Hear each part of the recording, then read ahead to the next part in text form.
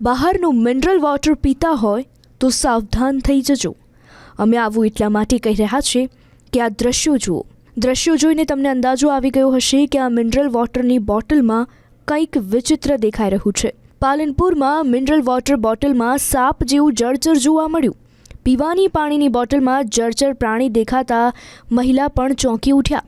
ખાનગી mineral water સપ્લાયરના ગોડાઉનમાંથી લાવવામાં આવેલી પાણીની બોટલમાં આ જળચર દેખાયું। મિનરલ વોટર મંગાવતા ગૃહિણીને કડવો અનુભવ થયો। મિનરલ વોટરની બોટલમાં જળચર પ્રાણી નજરે પડતા ગૃહિણીએ બોટલનું સીલ પણ ન ખોલ્યું અને મિનરલ વોટર સપ્લાયરની ગંભીર બેદરકારી સામે સવાલ ઉઠાવ્યા છે।